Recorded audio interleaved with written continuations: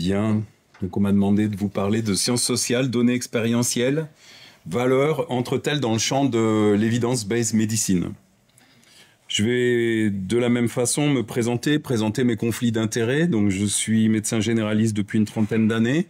Mes champs de recherche, je suis professeur de médecine générale à la faculté de Saint-Étienne. Et mes champs de recherche sont essentiellement centrés sur le handicap, l'autisme et la surdité. Mes liens d'intérêt avec les sciences sociales, c'est que je fais partie d'un groupe de médecins qui s'est associé à un groupe de sociologues pour fonder à Saint-Étienne un master qui s'appelle les enjeux sociaux des politiques de santé.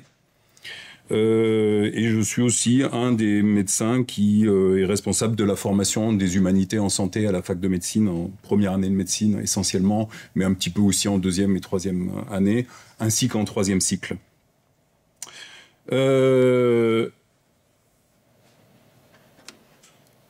Une evidence-based medicine, pourquoi faire? La médecine a besoin de preuves. Elle a besoin de s'appuyer sur des preuves. En 1949, Edgar Monitz obtient le prix Nobel de médecine sur ses travaux sur la lobotomie préfrontale. C'est après même le prix Nobel de Einstein, par exemple. Prix Nobel de physique de Einstein. La lobotomie préfrontale, je pense que vous savez ce que c'est, hein, une technique qui a été utilisée où on faisait une chirurgie du cortex préfrontal, qui a été utilisée à toutes les sauces, alors pour traiter la criminalité, mais alors après tout d'un coup pour traiter tout un tas de pathologies, voire même la dépression justement, puisqu'on parlait de dépression tout à l'heure, et qui de nos jours est complètement éthiquement abandonnée.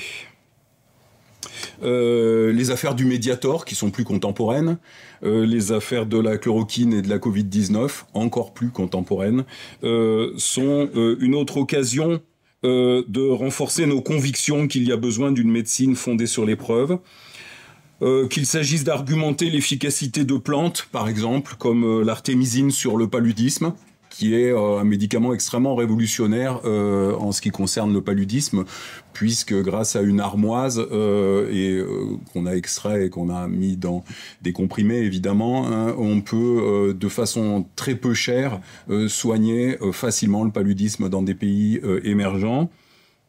Ou que ce soit l'ivermectine, un autre produit, un macrolide, alors là complètement de synthèse, qui traite tout un tas de maladies parasitaires, dont un grand fléau qu'on appelle l'onchocercose, et qui sont des produits qui pourraient mériter de nos jours quasiment l'équivalent d'un prix Nobel.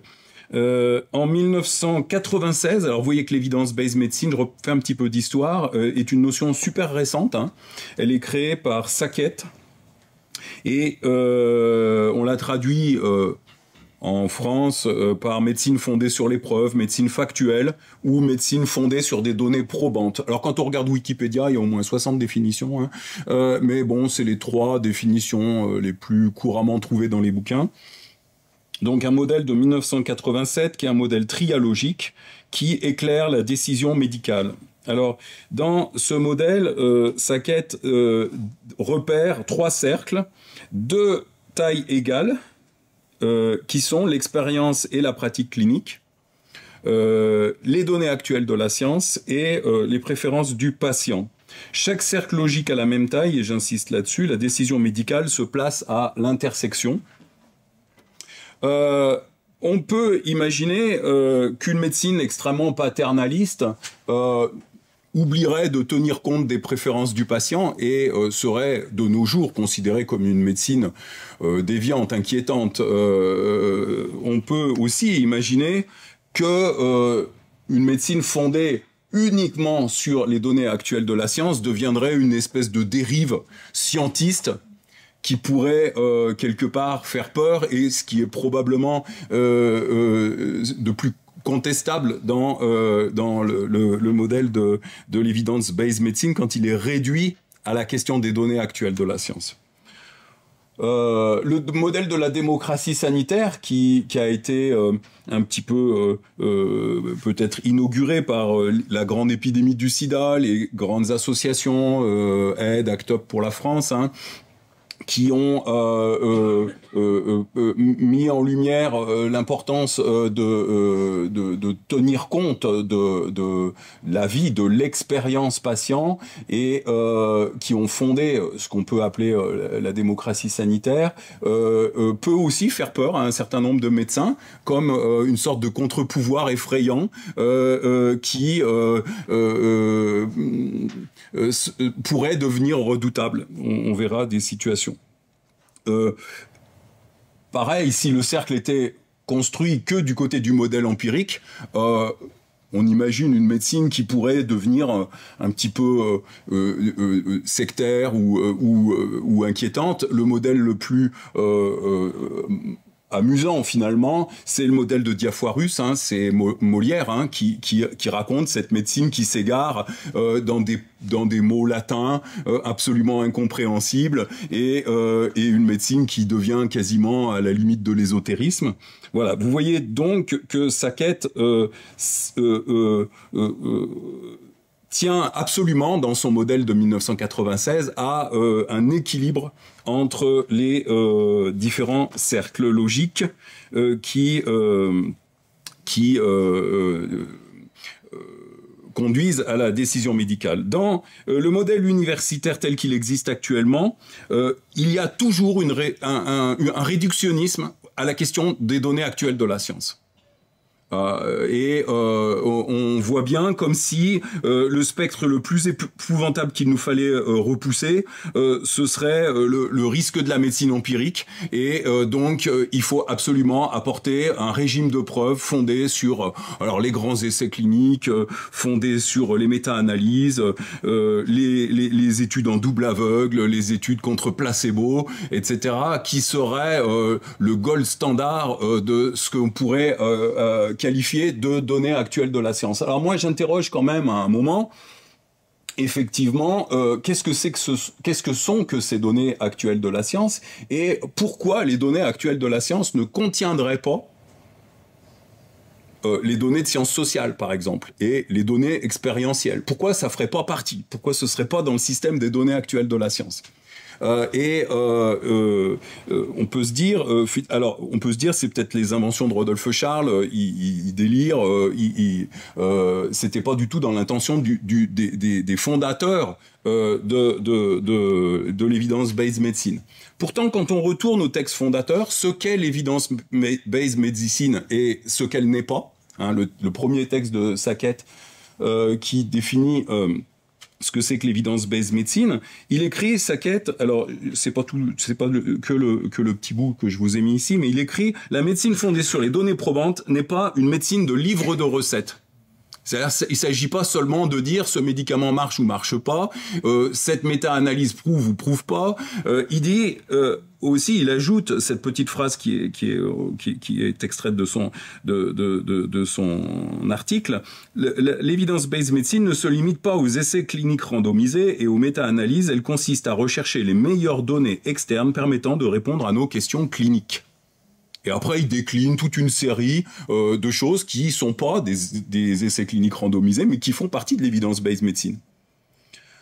Bon, il parle pas énormément de sciences sociales dans son article, mais il explique aussi qu'il faut tenir compte du médico-économique, etc., et qu'il y a tout un tas aussi de situations qui sont absolument pas résolues par les essais cliniques randomisés. C'est que toute la manière dont sont construits les essais cliniques randomisés, ils sont construits à partir de populations, on va dire, entre guillemets, propres.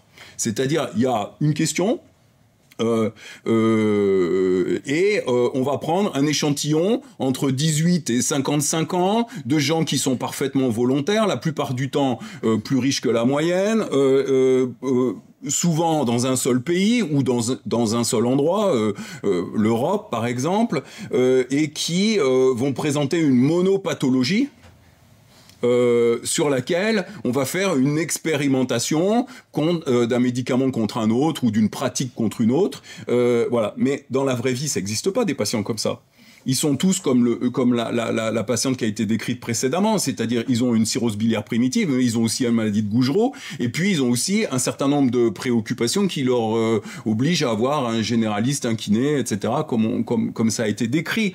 Donc ces populations propres sur lesquelles on fait des essais cliniques randomisés, elles reflètent une situation totalement expérimentale, mais qui n'est pas forcément complètement applicable à nos populations quotidiennes avec lesquelles on consulte.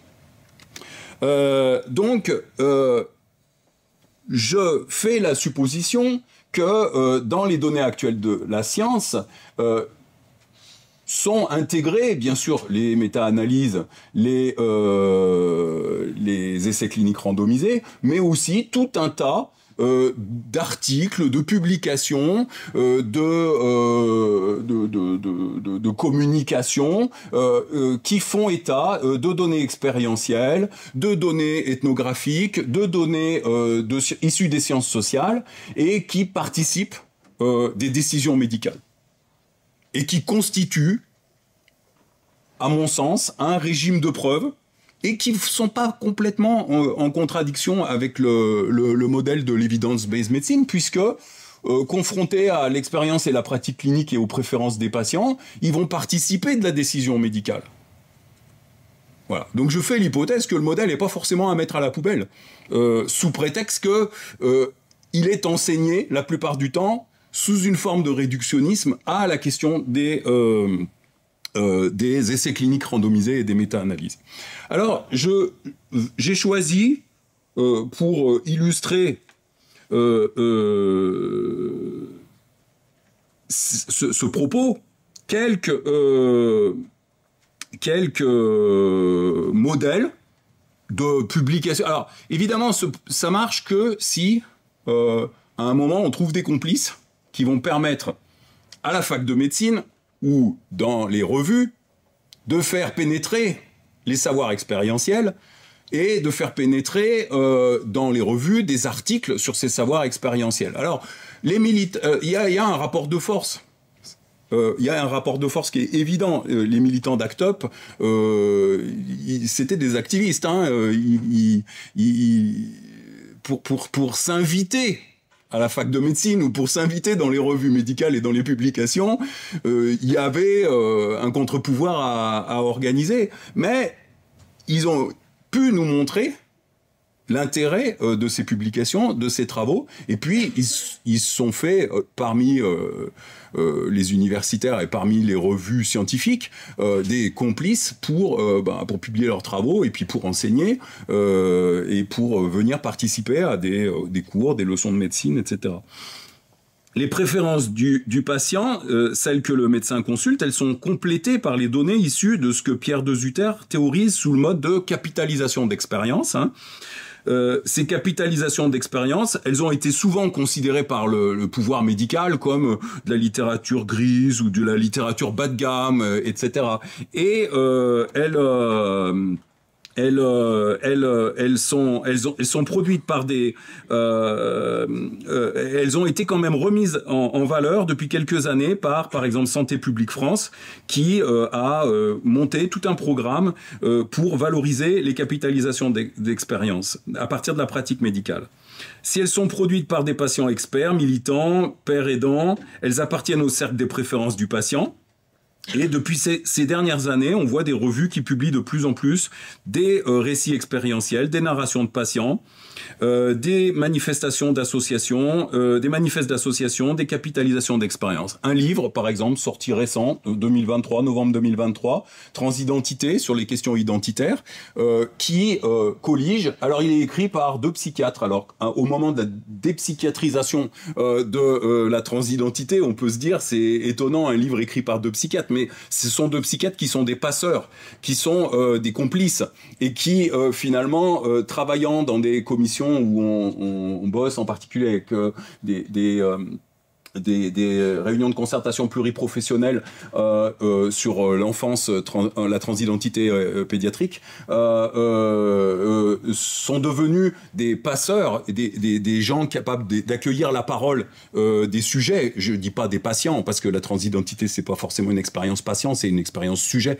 Et ont écrit ce livre qui est rempli de récits ethnographiques, de récits de patients, de vécus expérientiels et aussi d'écrits de sociologues sur la question des transidentités. C'est pour moi totalement partie prenante de l'evidence-based medicine. Le fardeau du traitement. Alors j'ai pris quand même quelques exemples pour les kinés. Je pense à cet article très intéressant sur le vivre en dépit et avec la scoliose, qui raconte une histoire, un récit auto-ethnographique, hein, donc c'est une personne sociologue, ayant vécu une enfance avec la scoliose et le corset, qui va ethnographier son enfance et raconter son fardeau aussi du traitement, qui nous en dit beaucoup sur qu'est-ce que c'est que l'expérience de la scoliose, du corps redressé, du corset, de la chirurgie, etc. C'est très très très bien écrit, c'est publié dans une grande revue en anglais, et grâce probablement à des complices aussi du pouvoir médical, pour faire contrebalancer, quoi donc, les essais cliniques randomisés. Quand on regarde les essais cliniques randomisés, alors ceux de la Cochrane Librairie sur les corsets et ceux sur la chirurgie, qui colligent chacun 6 à 8 000 essais cliniques, hein, c'est des méta-analyses sur 6 à 8 000 essais cliniques, où on conclut qu'il y en a 6 qui sont rentrables dans des possibilités d'évaluation, tellement les autres sont d'une méthodologie insuffisante, et qu'on ne peut pas conclure sur l'intérêt des corsets et sur l'intérêt de la chirurgie. Par les méthodes de la méta-analyse. Par les méthodes de la méta-analyse. Bon, donc du coup, pourquoi les récits expérientiels ne feraient pas partie des données actuelles de la science face à ces incertitudes des méta-analyses et des essais cliniques randomisés? Alors pour tout un tas de raisons, hein. C'est pas parce que les méthodologies sont pas bons, hein, qu'on peut pas. Par exemple, les derniers grands essais qu'on a fait sur la scoliose, comment faire un essai corset contre placebo ou contre rien?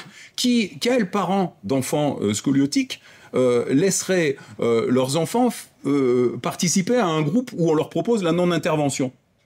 Actuellement, on a beaucoup de mal à constituer un groupe de témoins. Il reste 5 minutes. Très bien, ça suffit. Voilà pour l'exemple de la scoliose. Rencontrer le système de soins. Alors, ça, un jour, c'est une patiente qui s'appelle Solange. C'est un nom d'emprunt, évidemment, mais c'est son nom d'artiste. Solange, elle m'amène un dessin et un manuscrit. Solange, qu'est-ce qu'elle a vécu? Elle a vécu l'expérience de 7 ou 8, je ne me rappelle plus très précisément, IVG.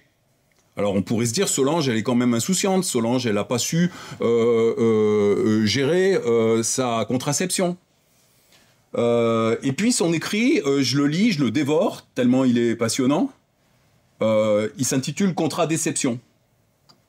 Contradéception, c'est l'histoire d'une patiente qui rencontre le système de soins. Et le système de soins, à chaque fois qu'elle pose une question, il lui répond autre chose que ce qu'elle a demandé. Vous voulez un stérilet, prenez plutôt la pilule. Partie 2, je m'excuse de vous déranger, mais je voudrais un stérilet. Voilà. Et ce récit expérientiel nous en dit très long sur la manière dont le système de soins écoute les patients. Alors pareil, il faut des complices pour aller publier, pour que ça se fasse entendre, pour que ça se fasse savoir. Mais ça apporte probablement tout autant qu'un essai contrôlé pour savoir l'indice de Pearl de la pilule ou l'indice de Pearl du stérilet, hein, c'est-à-dire la capacité contraceptive d'un stérilet ou qu'on obtient avec des méta-analyses. Là, hein. Mais cette façon de rencontrer le système de soins et de ne pas être entendu ou d'être entendu par le système de soins, il est tout à fait bien exprimé dans cet article. qu'on a coécrit pour qu'il rentre dans les normes d'une revue scientifique. La lutte contre les violences gynécologiques.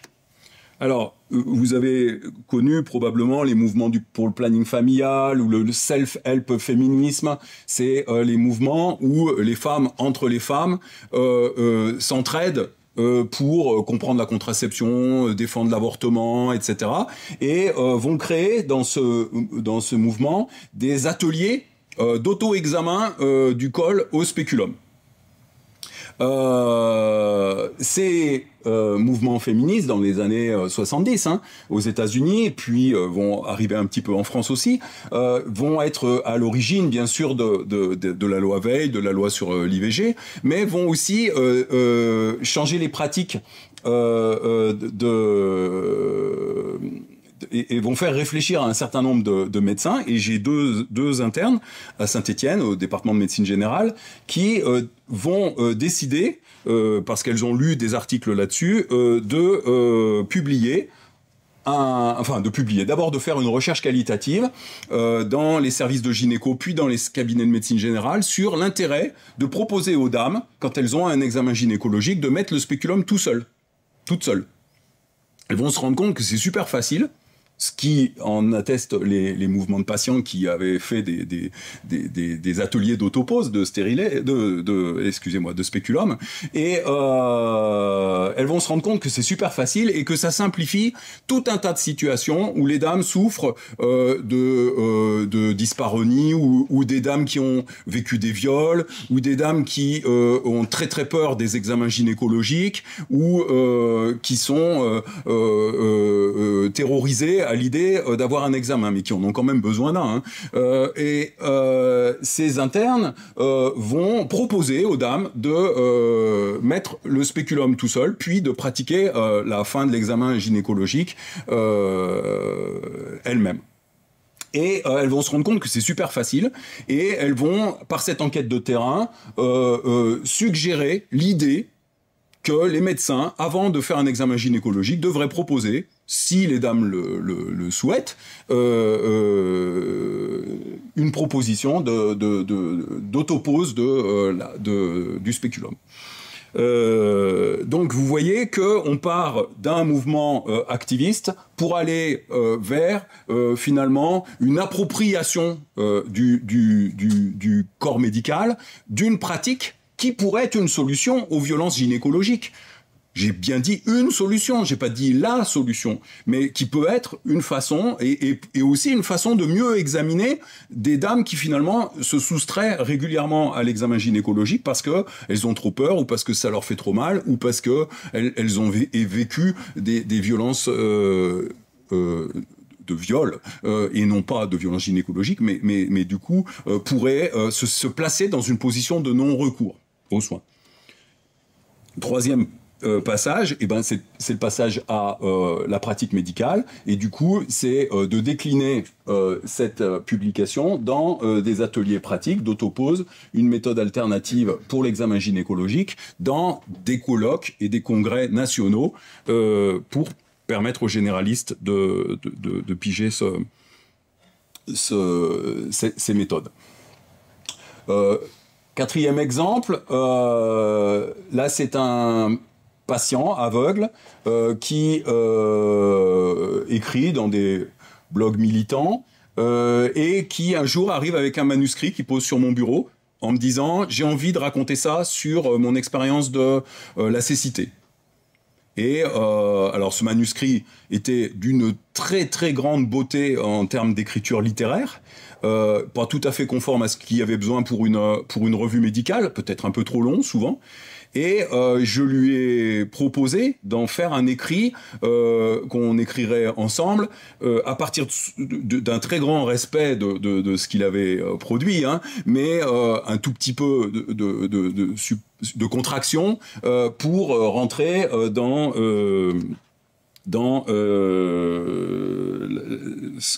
disons les obligations académiques que demandent les revues scientifiques.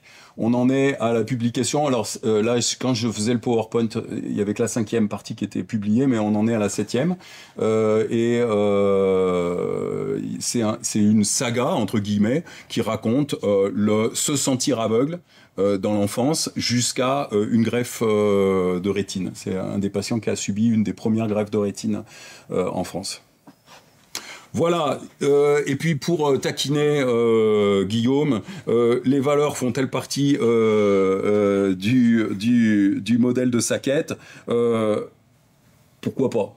Pourquoi pas? Les valeurs des patients, les valeurs des médecins, et les publications sur les questions des valeurs, à mon avis, peuvent complètement s'intégrer dans le modèle de l'evidence-based medicine, à condition qu'elles soient enseignées à la fac, à condition qu'elles soient publiées, à condition que toutes les capitalisations d'expérience autour de ces questionnements sur les valeurs patients et les valeurs du système de soins aussi, et des valeurs des soignants, puissent être mises en publication et en enseignement.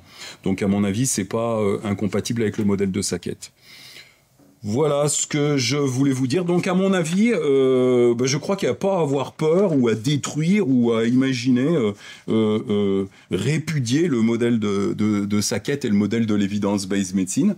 Je pense qu'il faut juste qu'il y ait... alors je crois qu'il ne faut pas idéaliser le truc, hein. Il y aura toujours des pouvoirs et des contre-pouvoirs, il y aura toujours une recherche aristocratique et il y aura toujours des gens qui pensent plus savoir que les autres.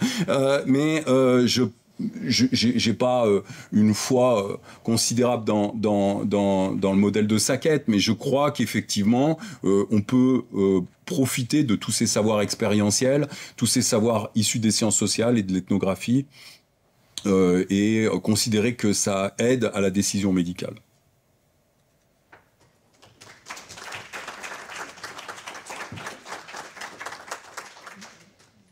Merci beaucoup. Déjà hier, je suis gênée par le terme de préférence, qui est un terme de sciences économiques et qui est un terme très individualiste, c'est-à-dire qui suppose que le patient est doté de préférences individuelles. Et donc, je n'ai pas insisté là-dessus, mais quand on travaille sur des configurations familiales ou quand on travaille sur des individus qui ne sont pas dans des formes de mobilisation de type activiste ou artistique, on est embarrassé d'utiliser ce terme, puisque c'est un modèle qui... qu'est-ce qu'il y a derrière? Il y a la même chose avec les valeurs. Il y a l'idée que les individus agissent volontairement, et donc sont des individus au sens de Kant, ont leur faculté de jugement, ont droit à l'égalité des droits, etc. Donc, dès qu'on est dans des situations de type Alzheimer, psychiatrie, ou, comme on a vu hier, nourrisson, pédiatrie, oui, tout à fait. Pédiatrie, on est, je pense, plus embarrassé par le terme de préférence que aidé à penser des interdépendances, des configurations, des situations dans lesquelles il est impossible de faire autrement, des situations de contrainte, qui, au fond, le terme de préférence fait comme si chacun était idéalement libre de faire comme il l'entend. Je suis complètement d'accord, hein, c'est extrêmement réducteur. C'est-à-dire, effectivement, il s'agit bien de modéliser trop rapidement sous l'étiquette et sous une étiquette réductrice et catégorisante et insuffisante cette question est parfaitement, et à partir du moment où effectivement on est dans une relation où on n'a pas toutes ces facultés avec l'Alzheimer ou des maladies démentielles ou pour les petits enfants effectivement ou d'autres situations, hein, effectivement je suis d'accord, et on a aussi toutes les situations où les gens... j'ai été interpellé là par une équipe de réanimation qui... c'est une psychologue qui fait l'analyse de la pratique en réanimation avec des gens endormis et qui endormis et parfois en fin de vie ou parfois dans des situations d'extrême vulnérabilité et qui n'arrivent plus à gérer certaines familles qui demandent de faire des soins qui n'existent pas ou des soins qui paraissent complètement déraisonnables aux réanimateurs, qui demandent des mutations, par exemple en disant vous savez pas le soigner, je vois bien que vous arrivez pas à le réveiller, je vois bien que vous arrivez pas à être efficace avec lui, mutez-le à Lyon ou à Paris ou je sais pas où, etc. Et qui n'arrivent plus à contrôler la situation avec des réanimateurs qui sont vraiment pris au dépourvu et qui savent plus comment gérer ça, qui savent plus si ça appartient à la question de la démocratie sanitaire ou des fake news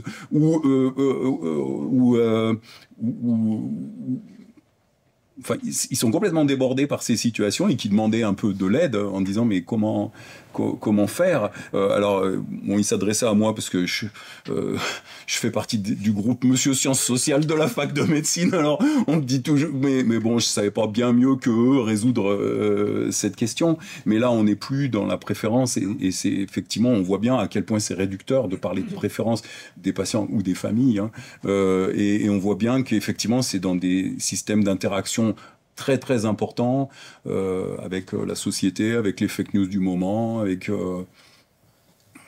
des... C'est sûrement d'ailleurs le cercle avec le nom qui change le plus souvent. Effectivement, il y a patient, il y a valeur, on voit aussi quelquefois passer valeur. Là, dans ce cas-là, on pourrait aussi parler de droit, hein, justement, dans ce contexte-là, lié à l'acharnement thérapeutique, mais aussi de l'autre côté au droit de choisir, la décision partagée.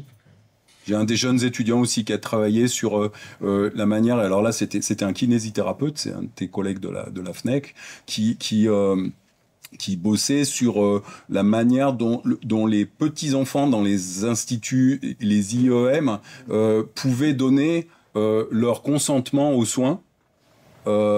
Et leur consentement aux séances de kiné-respi, aux séances d'assouplissement, de lutte contre la spasticité, etc. Et qui sont dans des grandes déficiences intellectuelles parfois, qui sont et puis qui sont soumis à l'effet institution. Je suis dans l'institution, je suis le kiné, je viens faire tes soins, t'as la mucoviscidose, c'est comme ça que ça se soigne, et puis t'es un petit, c'est moi qui sais, ou c'est tes parents qui ont dit, etc.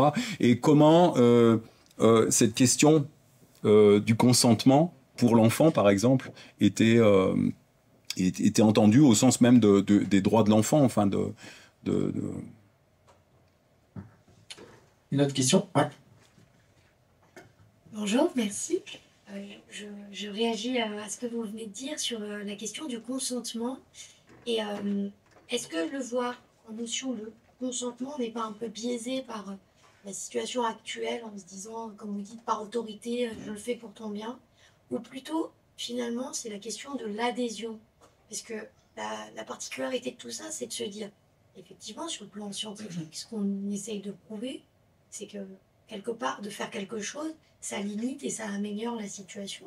Après, le rendu de l'amélioration, ça c'est autre chose. La performance qu'on va tirer de ce qui est mis en œuvre. La performance qu'on va tirer de ce qui est mis en œuvre, ça c'est autre chose.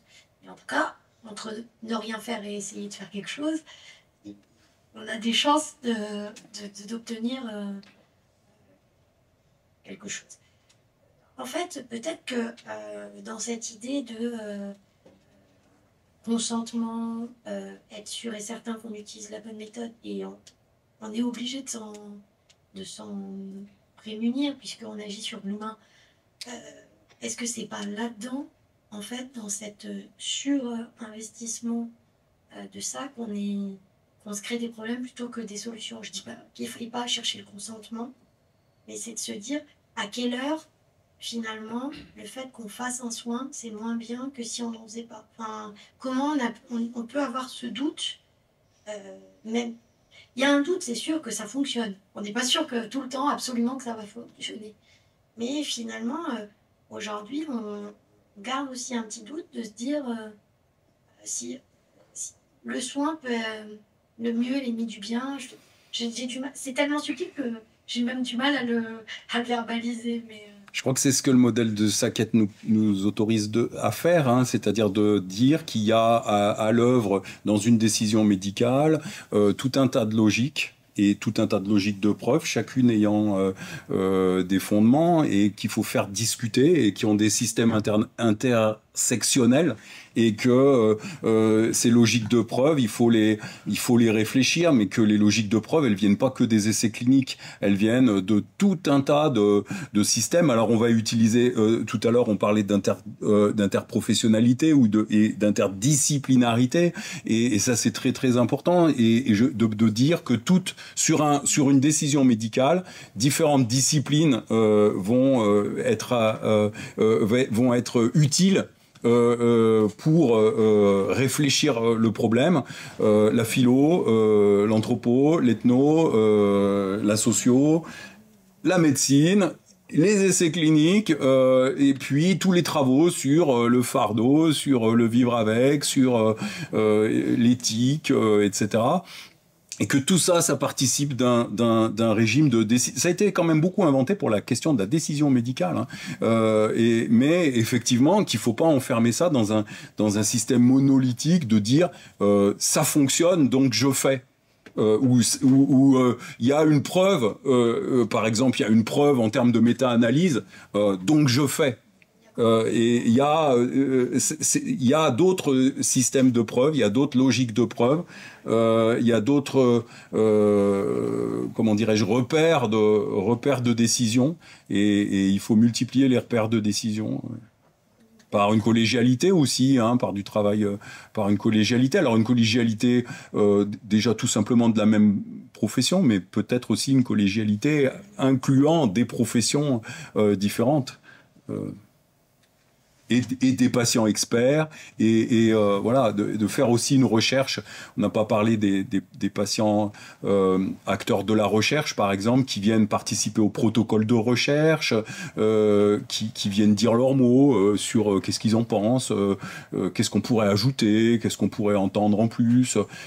Tout ça dans des logiques d'induction, hein, c'est-à-dire qu'effectivement, le chercheur, il a ses questionnements, mais le patient, et le patient expert a fortiori, mais aussi les patients de la vie de tous les jours, ils vont induire des façons de se poser la question un peu différemment, d'où l'intérêt d'ajouter des patients, alors experts ou pas, ou enfin quand même experts, on espère quand même qu'ils sont experts de la maladie qu'on veut explorer, ou qu'ils sont experts du système qu'on veut analyser, dans les protocoles de recherche par exemple.